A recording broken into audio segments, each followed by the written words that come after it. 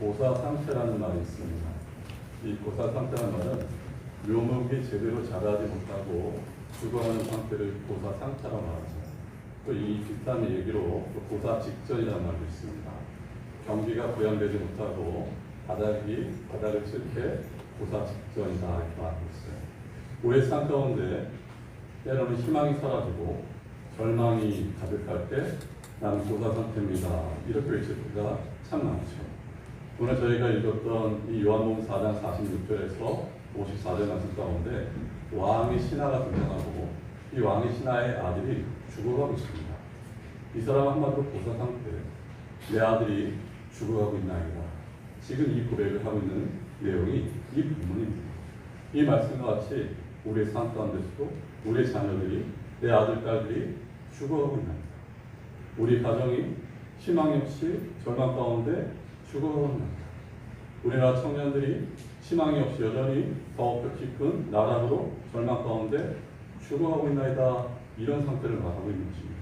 하지만 우리 기독교인들은 절망을 절망으로 나가는 것이 아니라 절망 가운데 희망으로 바꿔야 되는데 그 비결이 어디 있을까? 그 비결은 우리의 절망을 가지고 하나님 앞에 가지고 나가는 것입니다. 하나님께서 우리에게 힘 주시고 또 응답하심을 우리는 오늘 이 본문을 통해서 함께 살펴보자 하는 것이죠. 오늘 이 왕신하의 믿음의 그 과정을 저희가 나누고자 하는데요.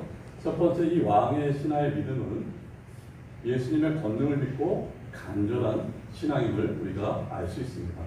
본문 46절 47절 한번 다시 보겠습니다.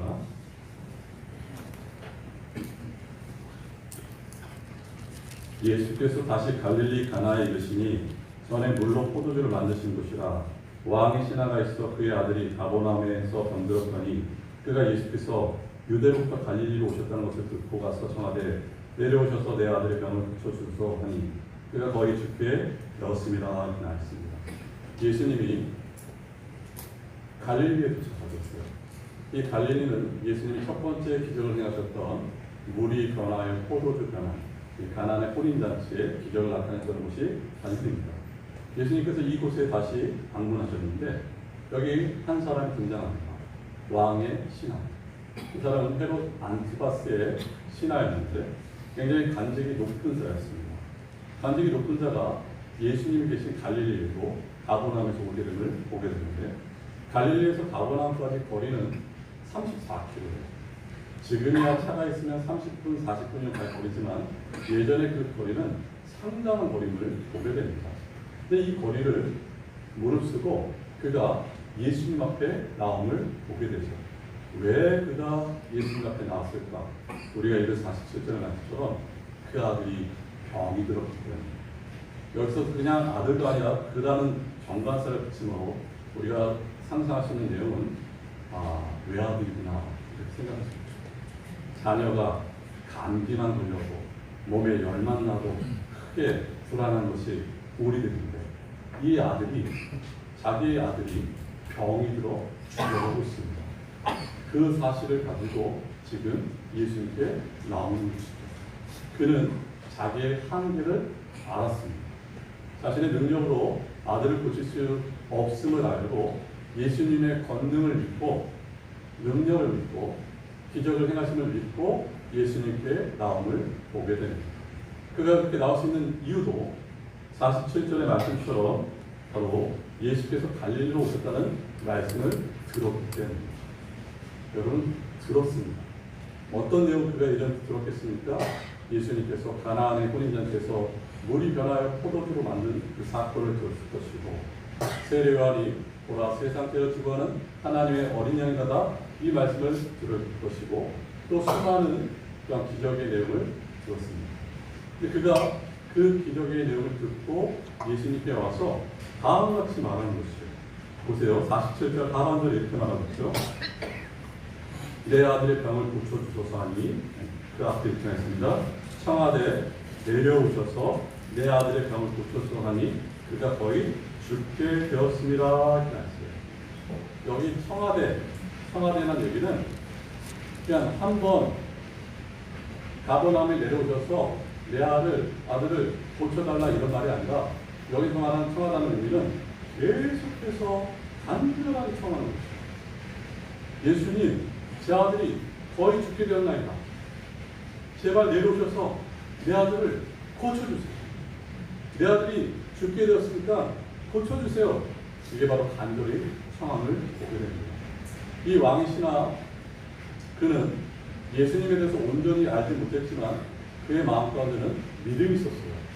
예수님이 내 아들을 고칠 수 있는 기적과 능력과 권능을 베푸실 수 있는 능력이 있다는 것을 그가 믿고 나올 뿐만 아니라 간절히 예수님께 나온 것입니다. 우리 신앙 가운데 간절함이 있어요. 우리가 잘 아는 이사야서 38장에 보면 히스기야가 나오죠. 참 종교개혁을 일으켰던 왕이고 유다의 선한 왕이고 하나님께서 기뻐하신 왕이었습니다. 근데 그가 이사야를 통해서 청천벽력 같은 소리를 들어요.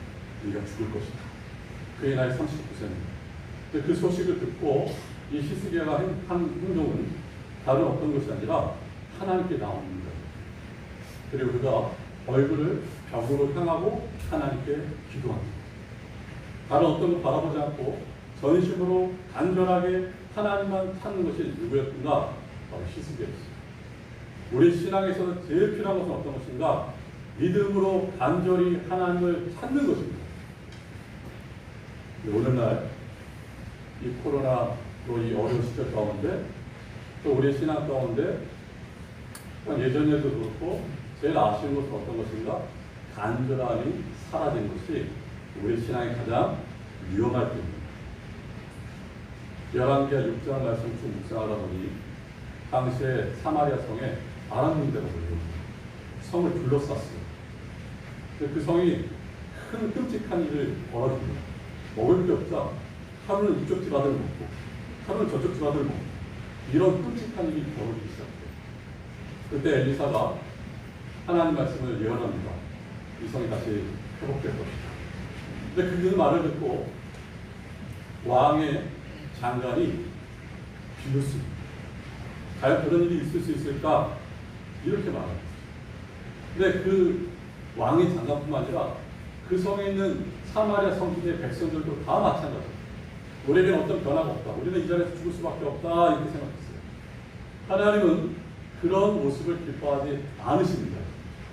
성에서 죽어갈 때 어떻게든지 하나님께 나와서 기도해야 되는데 그들은 그러지 않음을 보게 됩니다. 인간 본성 깊은 죄성은 영적인 게으름이 있습니다. 이 영적인 게으름이란 어떤 것인가?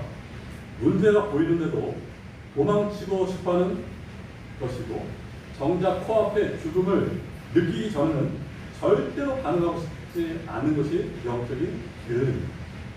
직시하고 싶지 않고 회피하려 하는 것이 영적인 게으름입니다. 2011년도에 일본에서 참 큰 아픔이 있었죠. 지진을 그리고 쓰나미를 통해서 미야현 군 거기에 시골 마을에 700명이 죽습니다. 많은 수가 죽어요. 생명이 얼마나 소중합니까? 근데 지진학자들뿐만 아니라 역사학자들과 많은 사람들이 의문을 갖습니다. 왜냐하면 지진이 일어나고 나서 2, 3분 후에 쓰나미가 오는 것이 아니라 지진이 일어나고 나서 약 70분 후에 쓰나미가 온다는 거예요. 그럼 왜 이들이 피하지 않았을까? 많은 연구를 했어요. 거기에 심리학자들이 이런 표현을 합니다. 그 이유 중에 하나가 다수 동조 편향이라 이렇게 말하고 있습니다. 많은 사람들이 의견을 따르고 쫓는다는 것이죠. 쓰나미가 났어요. 지진이 났습니다. 근데 사람들이 그 마을 사람들이 보니까 대다수가 반응하지 않고 거기 있다 보니까 자기들도 그 다수 편향 거기에 쫓아가죠. 이 말은 어떤 말이겠습니까? 사람들이 하는 대로 적당히 묻어가고 싶은 마음, 직시하고 싶지 않고 도망가고 싶은 마음이 영적인 게으름입니다. 우리에게 가장 필요한 첫 번째는 어떤 것일까? 하나님을 믿음으로 그분을 간절히 찾는 것입니다. 때로는 또 우리에게 어려움을 주실 때도 있어요. 애매하게 고난을 주시고자 주신 것이 아니라 하나님을 찾고자 주시는 고난들입니다. 그 고난을 통해서 하나님 우리를 만나게 돼요.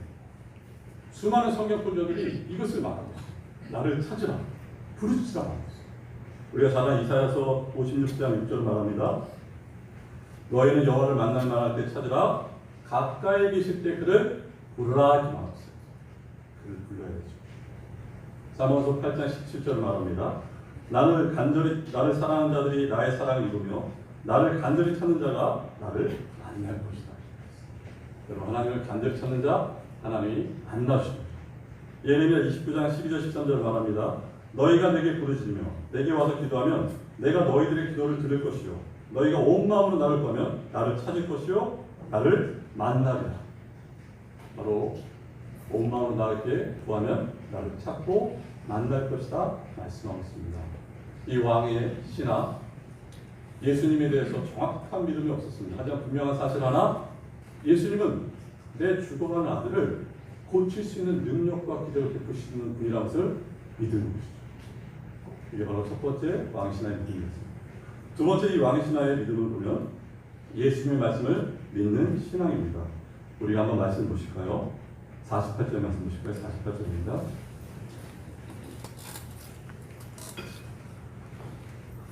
예수께서 이르시되 너희는 표적과 기사를 보지 못하면 도무지 믿지 아니하리라. 사람들은 표적과 기적을 보아야지만 예수님을 믿는다고 합니다. 이것은 왕의 신하뿐만 아니라 당시 갈릴리 사람들 유대인들에게 말씀하시는 것이죠. 저희는 도무지 아니 오늘날 우리에게도 말씀하시죠. 표적과 기사를 보지 않으면 믿지 않는구나. 여러분, 믿으면 보입니다. 근데 이들의 이 모습에 예수께서 말씀하고 있는 것입니다. 그렇다면 예수님의 진정으로 베푸시고자 하는 표적과 기사와 권능은 어떤 것이었을까요? 예수님의 표적은, 권능은 십자가에서 나왔습니다. 그가 친히 나무에 달리시고 우리 죄를 위해서 십자가에 죽으시고 죄와 형벌과 심판과 정죄와 송사에서 우리를 건지신 것이 바로 십자가가 예수님의 표적임을 보게 됩니다. 수고하고 무거운 짐진 모든 인생들마다 예수의 십자가 앞에 끌려 나왔습니다. 그것은 사람을 이끄는 표적이요 기사였습니다. 고린도전서 1장 22절 24절은 성경은 다음과 같이 말씀합니다. 유대인은 표적을 구하고 헬라인은 지혜를 찾으나 우리는 십자가에 못 박힌 그리스도를 전하니 유대인에게는 거리끼는 것이요 이방인에게는 미련받는 것이로되 오직 부르심을 받은 자들에게는 유대인이나 헬라인이나 그리스도는 하나님의 능력이요 하나님의 지혜니라 말씀합니다. 여러분, 예수님의 표적은 십자가였어요. 예수님의 십자가는 죄를 이끄는 표적과 기사의 실체였습니다.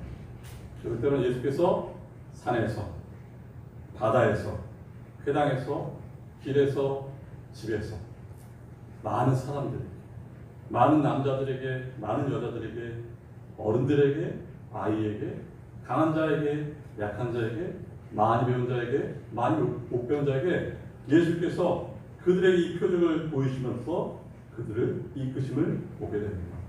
그가 죄인을 위하여 자기 목숨을 많은 사람이 대속물로 준 것이 구원의 표적이 되고 이 세상을 살아가는 수많은 인생들이 계속해서 그를 찾아나오고 그를 따르고 그를 위해 살고 있는 것이죠. 오늘 예수님의 표적 권능은 십자가였어요. 우리가 예전에 많은 부흥사 목사님들이 예화 중에 이런 예화가 있습니다. 하나님께서 그 아들을 우리에게 주신 그 내용이 얼마나 귀한지를 말한 예화인데 이런 내용입니다. 아주 친한 목사님 두 분이 만났습니다.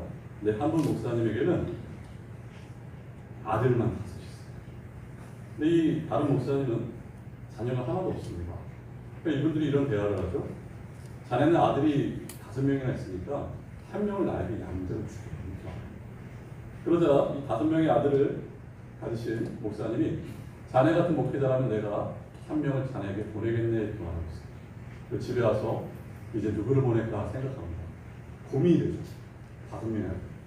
그 첫째 아들을 보내려 하니 장자 상대. 둘째 아들을 보내려 하니 공부를 너무 잘해서 안 돼요. 셋째 아들을 보내려 하니 너무나 훈남이고 잘생겨서 안 돼요. 넷째 아들을 보내려 하니 몸이 허약해서 안 돼요. 5째 막내 아들 보내려 하니 막내나 너무 귀여워서 못 보내요. 그는 그가 깨달은 것은 하나님께서 그 아들을 보내신 것은 대단한 사랑입니다. 바로 예수님의 표적은 십자가였습니다. 그러면서 예수께서 그 내용 다 또 들으신 후에 이렇게 말씀하시죠. 49절 말씀을 읽겠습니다. 먼저 신하가 말하죠. 신하가 이르되 주여 내 아이가 죽기 전에 내려오소서 하였습니다. 이 신하는 아까 초반에 말씀드린 것처럼 온전한 믿음은 아니었습니다. 죽기 전에 내려오십시오. 그 얘기는 예수님께서는 죽은 자를 살릴 수 있는 능력이 있다는 것을 믿지 못했고, 또한 예수님께서 내려오셔야지만 고칠 수 있다는 그 믿음의 한계가 있음을 보게 됩니다. 예수님이 이렇게 말씀하세요. 50절 말씀 보실까요? 예수께서 이르시되 가라 내 아들이 살아있다 하시니 그 사람이 예수께서 하신 말씀을 듣고 가더니 이렇게 하였어요. 예수님께서 말씀하십니다. 가라 내 아들이 살아있다. 그 왕의 신하의 내용을 가지고 그 응답하신 것이 아니라 예수님은 자신의 방식으로 말씀하셨습니다. 그분의 방식과 방법은 어떤 것인가? 바로 말씀이었습니다. 가라 내 아들이 살아있다. 얘기는 내 아들이 살 것이다, 살아날 것이다, 이 말씀이 아니에요. 내 아들이 지금 살아있다. 기독교는 말씀의 종교입니다. 하나님이 말씀으로 태초에 온 우주 만물을 창조하셨습니다. 말씀을 받아들이는 것에 바로 위대한 변화가 있고 말씀보다 더 위대한 것은 없습니다. 예수님 말씀으로 살아있다 말씀하셨습니다. 여러분 이 말씀은 위대합니다. 초대 우리나라 대통령이 이승만 대통령이신데 이분이 24살 때 국가 반란죄에 걸려서 저기 경성에 있는 한성 형무소에 들어갑니다. 그 전에 배제학당에서 선교사들에게 신학문을 배우고 이제 그가 깨어나서 이 나라를 대한민국을 어떻게든 이끌려 하다가 국가 반란죄에 그래서 형무소에 들어가는데 사형을 선고받게 되죠. 근데 그 사형을 선고받을 뿐만 아니라 제일 힘든 것은 매일매일 당하는 고문이었습니다. 그 고문이 얼마나 큰지 일평생 트라우마에서 벗어나지 못했다 말합니다. 근데 그가 감옥에 들어갔을 때 선교사님들이 성경책을 선물로 줬어요. 읽으라고.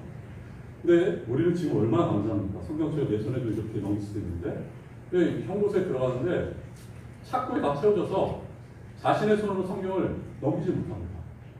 누군가 와서 성경책을 한 장씩 넘겨줘야만 볼 수 있어요. 만약에 누가 넘겨주지 않으면 보지 못합니다. 근데 어느 날 성경책을 넘겨주는데 성령께서 역사하셨어요. 예수님이 날 위해서 십자가에 죽으셨구나. 예수님께서 죽으실 뿐만 아니라 날 위해 다시 살아나셨구나. 말씀이 역사가 일어났어요. 그러자 그 캄캄하고 지옥 같은 그 감옥이 환하게 보이지. 그리고 이렇게 고백합니다. 내가 지금 죽어도 두렵지 않다. 뭐가 그들 그렇게 변화시켰습니까? 하나님의 말씀입니다. 여러분 다시 한번 보세요. 50절 예수께서 이르시되 가라 내 아들이 살아있다 하시니 이렇게 말했습니다. 이 말씀은 공간의 제한을 받지 않습니다. 왜냐하면 말씀이 공간을 창조했기 때문입니다. 말씀이 공간을 통치하고 보존하고 섭리하고 심판하기 때문에 말씀은 공간의 지배를 받지 않아요. 갈릴리와 가버나움의 공간에 영향을 받지 않습니다. 또한 말씀은 시간의 제한을 받지 않습니다. 갈릴리에서 가버나움까지 가시지 않고도 예수님께서 말씀으로 행하셨습니다. 마치 요한복음 11장에 나사로가 죽었을 때 예수께서 그곳에 가십니다. 그리고 이렇게 말씀하시죠. 마르다 앞에서 내 오라비가 살아있다. 근데 이 마르다가 뭐라고 합니까? 네, 믿습니다. 내 오라비가 마지막 날에 다시 살 줄 믿습니다. 근데 예수님은 이렇게 말씀하시죠. 지금 살아있다. 예수님은 시간에 지배를 받지 않으십니다. 예수님의 말씀은 능력이 있습니다. 왕의 신하의 아들 한 번도 보지 않았습니다. 근데 그게 어떤 종교적인 행사로 어떤 주문으로 행하신 것이 아니라 말씀으로 내 아들이 살았다 이렇게 말했어요. 이게 바로 예수님의 능력이죠. 그리고 그 왕의 신하가 자기 아들을 고쳐달라고 말씀하실 때 그 약속을 말씀으로 이행하심을 보게 됩니다. 주님은 신실하십니다. 성경 66권은 성령의 음성입니다. 이 성경 안에 바로 창조하며 보존하며 심판하며 죽이며 살리며 회복되며 새롭게 하며 언제든지 일하며 헛되이 돌아오는 법이 없음을 말씀하고 있습니다. 이렇게 예수께서 내 아들이 살았다 이렇게 말씀하실 때 이 왕의 신하의 태도를 한번 보겠습니다. 50절 말씀 보실까요? 50절을 중간에 보시니까 했죠. 그 사람이 예수께서 하신 말씀을 믿고 가더니 했어요. 이런 큰 변화가 일어납니다. 자신의 아들이 나음을 낳는 것처럼 귀한 것처럼 이 사람의 삶이 변화가 일어나기 시작합니다. 말씀을 믿고 가더니 예전엔 표적과 기적을 보고 예수님께 나왔다면 이제는 그 예수님의 말씀을 믿고 갑니다. 바른 신앙이라는 것은 표적과 기적 위에 그 터 위에 세워지는 것이 아니라 바른 신앙은 하나님의 말씀 위에 세워지는 것이 바른 신앙이고 믿음입니다. 믿음은 예수님의 말씀을 따라가는 것이 믿음입니다. 하나님의 말씀을 따라가는 것이 믿음입니다. 전적으로 신뢰하고 무제한적으로 신뢰하고 내 자신을 하나님께 맡기며 믿고 나가는 것이 믿음입니다. 말씀을 따라가는 믿음입니다. 그의 걸음을 이제 생각해 보세요. 처음에 예수님께 나올 때는 불안으로 나왔고 근심으로 나왔습니다. 하지만 이제는 그 예수님 말씀을 믿고 갈 때는 불안과 근심과 걱정과 두려움의 걸음이 아니라 소망과 즐거움과 기쁨과 행복의 걸음, 내 아들이 살아있다는 믿음으로 걷는 걸음을 우리가 보게 됩니다. 그런 믿음이 다시 말씀드리면 이 왕의 신하가 표적과 기사를 따르는 믿음에서 이제는 말씀을 믿는 믿음으로 바뀌어지고 있습니다. 세 번째 우리가 살펴볼 것은 더 확실한 믿음, 그 믿음이 가족들에게 전파됨을 보게 되는데요. 우리 51절 말씀 보시면 되겠습니다. 51절입니다.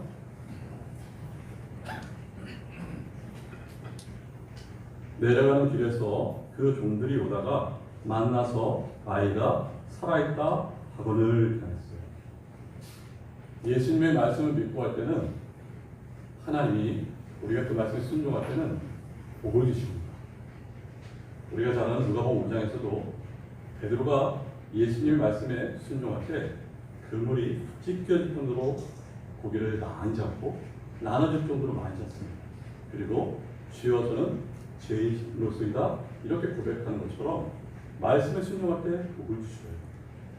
열왕기하 5장에 보면 시리아의 군대장관 나만이 있죠. 이 사람이 많은 것을 가졌지만 무능병입니다. 그 집안에 이 히브리 하녀가 엘리사에게 가면은 낫게 될 것입니다 이렇게 말해요. 그러자 이 나만이 왕의 허락을 받고 엘리사를 찾아가죠. 근데 엘리사가 자기에게 나올 줄 알았는데 엘리사가 사안을 시켜서 요단강에 가서 7번을 씻으면 나을 것이다 이렇게 말할 때 나만이 굉장히 화를 냅니다. 우리나라에 강이 없어서 여기까지 왔는가? 그때 그의 사안들, 그의 신하들이 말합니다. 멀리까지 왔는데 손해볼 거 없지 않습니까? 한번 그 말씀들 해보십시오. 어떤 일이 벌어집니까? 7번 몸에 담그고 나왔을 때 그 말씀에 순종할 때 그 피부가 어린아이 같은 피부가 됩니다. 말씀에 능력 있고 말씀에 순종할 때 복이 있다는 걸 보게 됩니다. 말씀을 따를 때 기쁨과 평강이 넘쳐나요. 이번 주에 이 말씀 준비하면서 어떤 간증의 내용을 들었는데 참 유익해서 함께 나눕니다. 이 말씀의 능력이 얼마나 대단한지. 한 여인 나오는데 이분이 암도 그냥 아니라 육종암이에요. 이 암이 6군데 퍼져 있어요. 근데 이분은 제7 재림 안식교, 그러니까 말씀을 잘못 가르치는 이단에서 신앙생활을 하고 있어요. 근데 육종암이 걸리고 병원에서는 2달밖에 못 산다 이렇게 합니다. 근데 이 여인에게서 가장 큰 두려움은 뭔가 이것이었습니다. 내가 죽으면 천국 갈 수 있을까? 이런 두려움이었어요. 근데 거기 의사 선생님이 믿는 의사 선생님인데 그 선생님한테 말해요. 내가 정말 죽으면 천국 갈 수 있습니까? 늘 불안에 떨어요.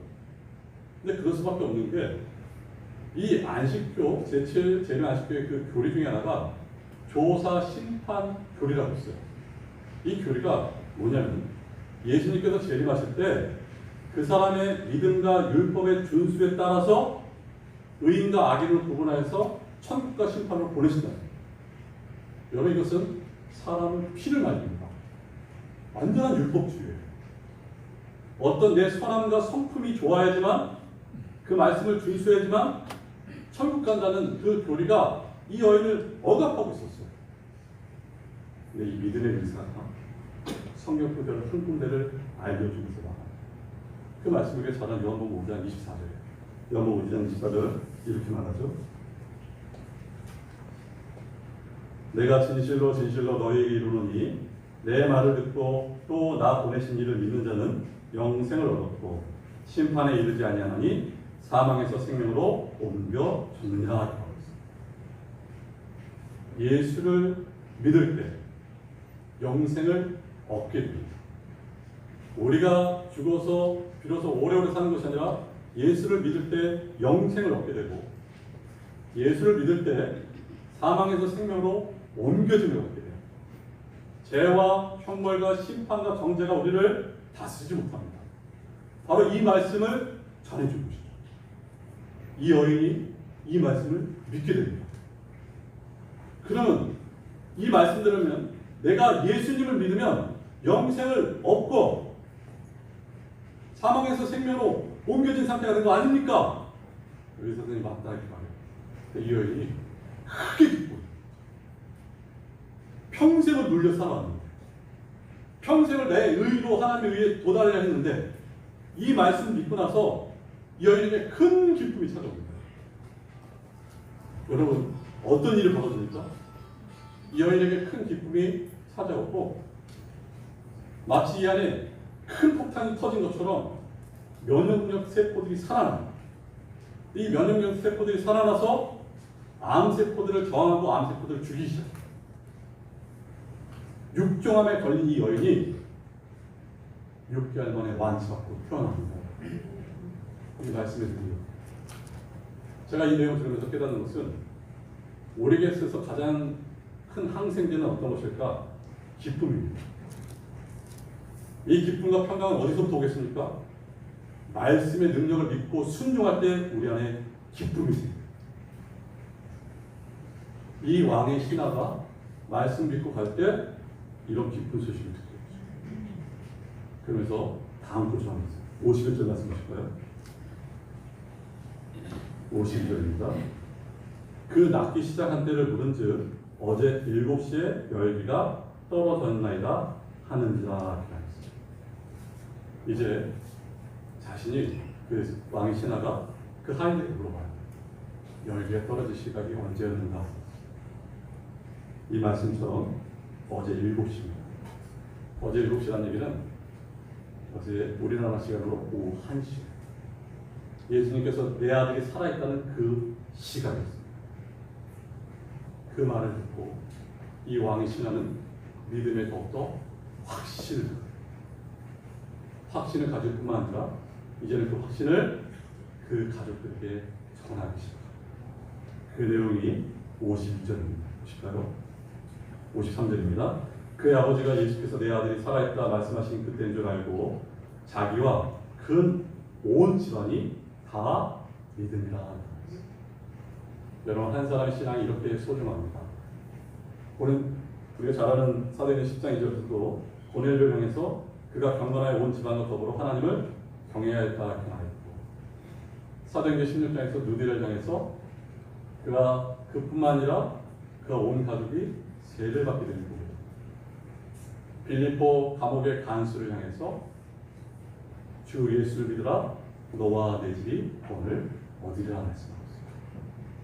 이 왕의 신하가 예수님의 말씀을 믿고 갔을 때 정확하게 예수님의 말씀하신 그 시각에 자기 아들이 살아났음을 깨달았을 때 그의 믿음은 더욱더 확고해졌고 확신했죠.